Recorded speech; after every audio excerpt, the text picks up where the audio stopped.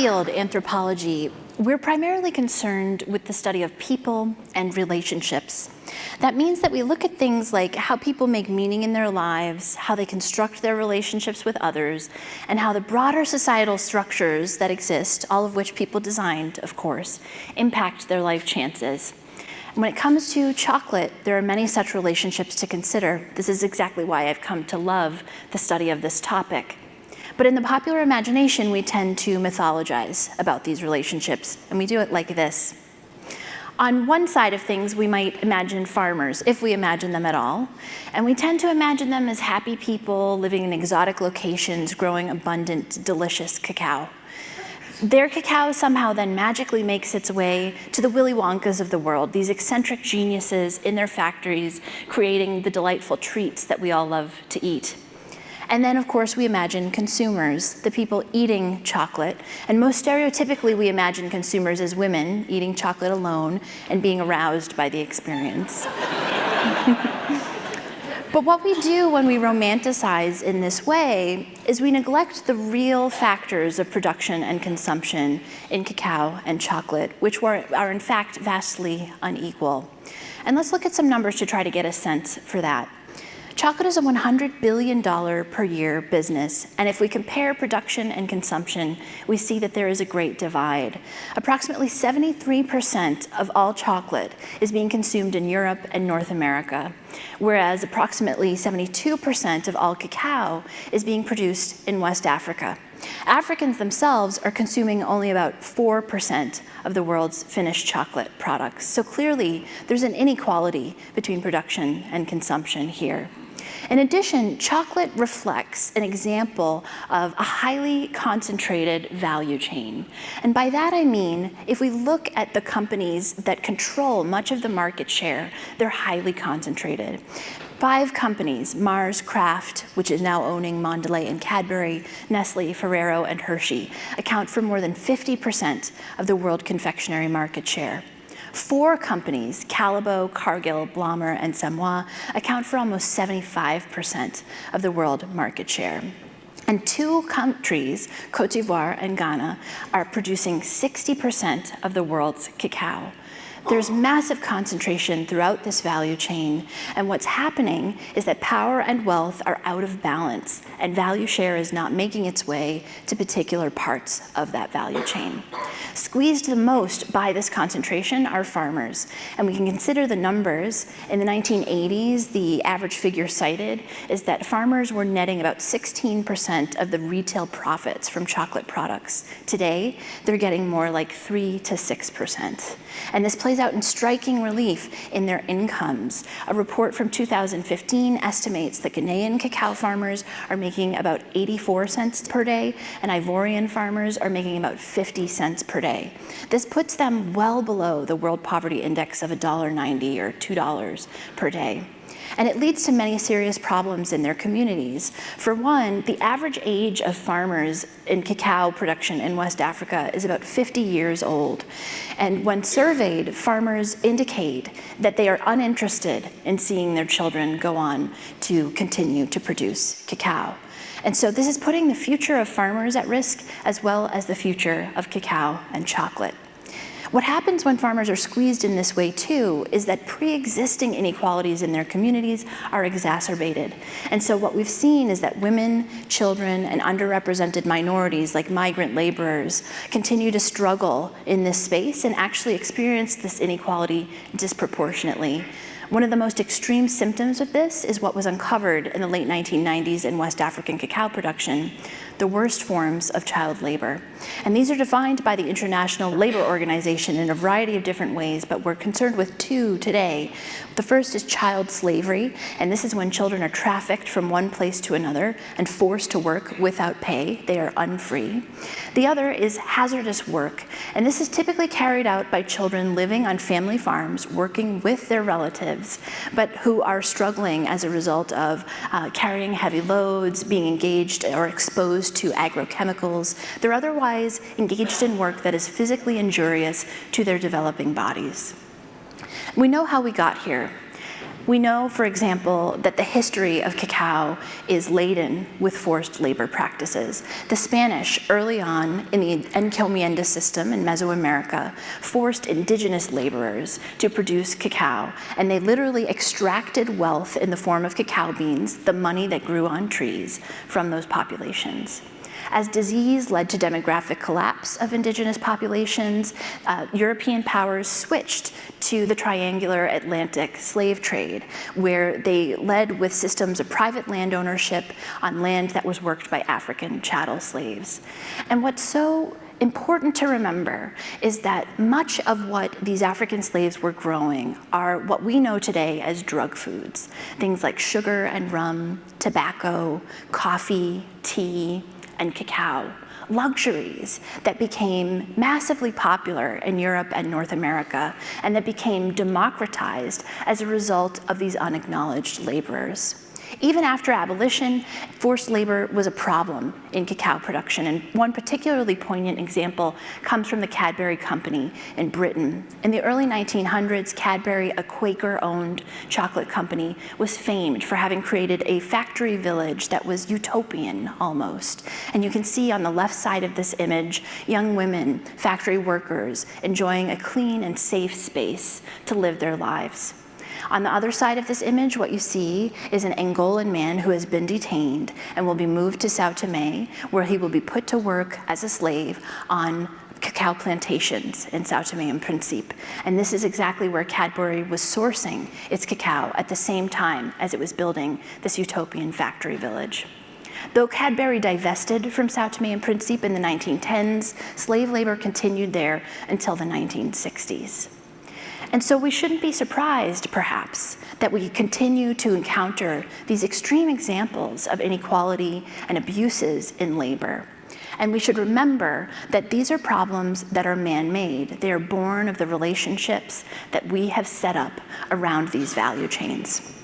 That brings us to the 1990s, when it was uncovered that children had been trafficked and enslaved and were working in hazardous conditions in West African cacao production.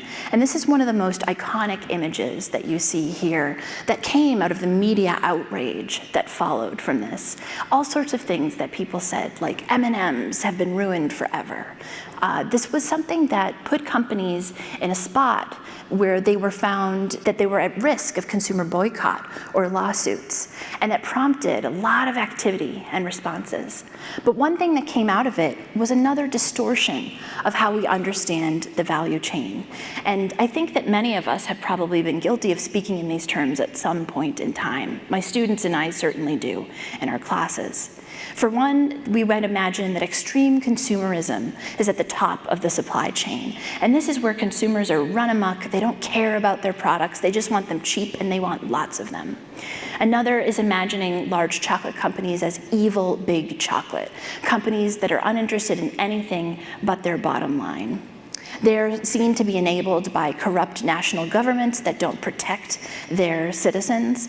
And then, of course, at the bottom of all of that are the exploited laborers who are struggling to survive.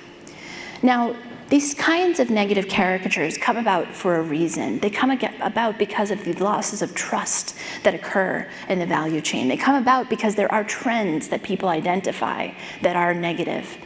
But these types of caricatures do more harm than good, because in fact, this is a far more complex situation.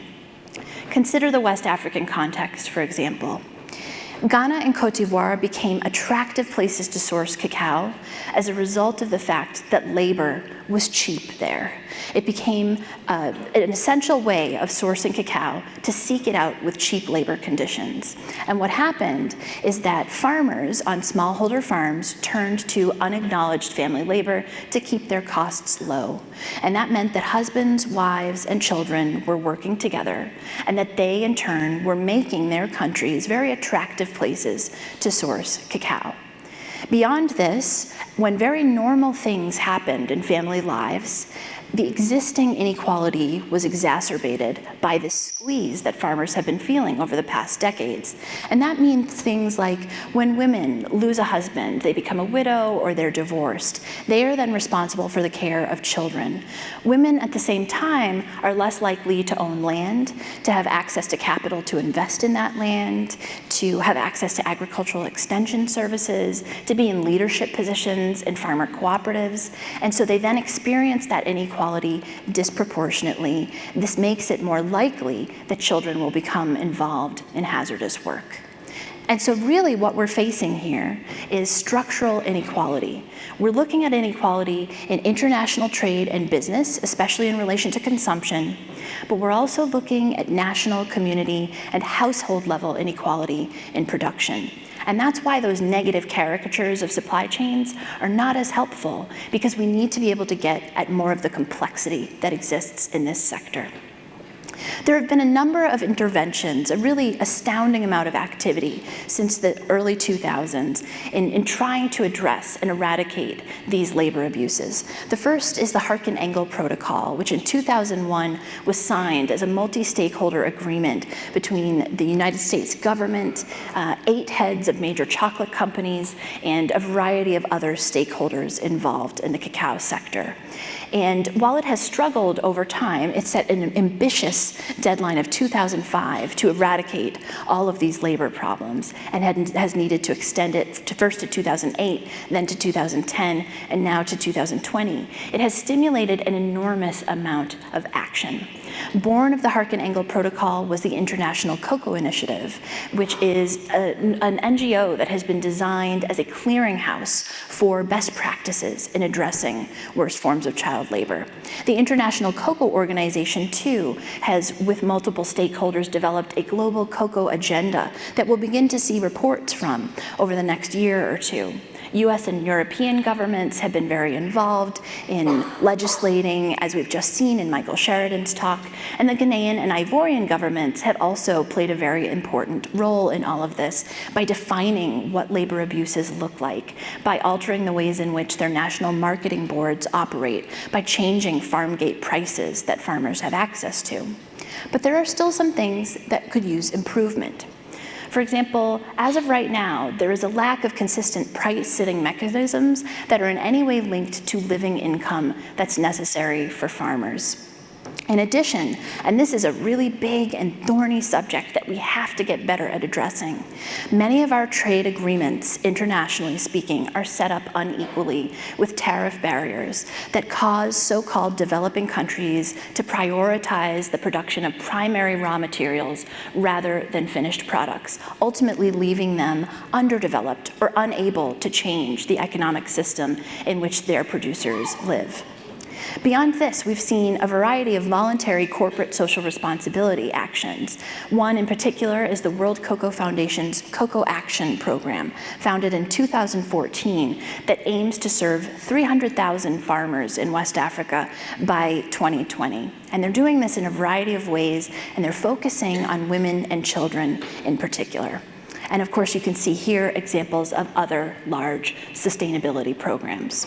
Some of the challenges, though, that remain in this sector are a lack of consumer education. We saw earlier today that millennials, for example, are very interested in sustainability but don't necessarily understand what it is. It's time for large companies to take some of their large marketing budgets and put it toward educating consumers about why sustainability is important. This allows to then push on issues of price to convince consumers that they have flexibility in all of this. In addition, a number of these sustainability initiatives have prized science over all else. And while what they're doing to increase farm productivity, to train farmers in better farming practices is absolutely necessary, when we're increasing productivity, we are also increasing need for labor. And so by neglecting socioeconomic issues in some sustainability initiatives, we are missing an opportunity to address this important problem. Sustainability initiatives, too, are often characterized by insufficient transparency.